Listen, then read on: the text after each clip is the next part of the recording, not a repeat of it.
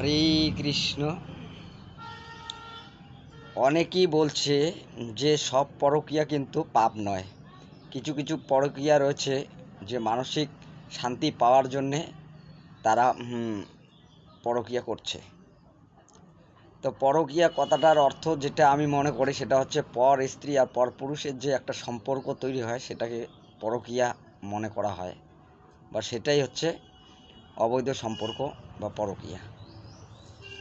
তা এইখানে ব্যাপারটা হচ্ছে যে আপনার যদি পরকীয়া করার ইচ্ছা আছে বা আপনি যদি সেখানে মানসিক সুখ শান্তি পাচ্ছেন না, তাহলে আপনি বৈধভাবে আপনি সমাজকে ডেকে বা আইনতভাবে আপনি আপনার স্বামীকে ডিভোর্স দিয়ে আপনি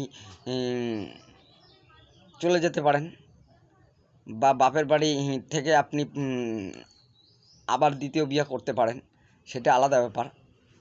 কিন্তু আপনি যদি স্বামীর ঘরের থেকে যদি হুট করে একদিন বের হয়ে চলে যান অন্য স্বামীর কাছে বা অন্য একটা ছেলের কাছে, পুরুষের কাছে, তারপরে বলছেন যে আমার একে ভালো লাগে, আমি একে ভালোবাসি, আমি একে বিয়ে করব, তা আমি ওখানে মানসিক সুখ শান্তি পাচ্ছি না, আমাকে অনেক হ্যারাসমেন্ট করা হচ্ছে, এটা সেটা নানানটা কথা বললেন। এটা তো হতে পারে না। যদি আপনাকে যদি সেখানে অন্যায় করছে, অত্যাচার করছে, আপনার উপরে নির্যাতন করছে, তাহলে তো আপনি আইনতভাবে ডিভোর্সটা দিন। ডিভোর্সটা দেওয়ার পরে আপনি তারপরে আপনি দ্বিতীয় বিয়ে করুন। এইটা হচ্ছে বৈধ। আর পরকীয়া তো পরকীয়া যেটা সেটা পরকীয়ায় হবে, কারণ আপনি যদি স্বামীর ঘর থেকে বাচ্চা ছেড়ে, স্বামীকে ছেড়ে আপনি যদি শ্বশুরবাড়ির লোকজনের মুখে চুল কালি মেখে যদি আপনি একটা অপর পুরুষের সাথে যদি পালিয়ে যান, তো এটা তো মেনে নেওয়া যায় না। এটা তো বৈধ হতে পারে না, বা এটা কোনো সুখ হতে পারে না। আপনি বলছেন যে পরকীয়া করা সবটা পাপ নয়। এই রকম ধরনের পরকীয়াটা হচ্ছে পাপ।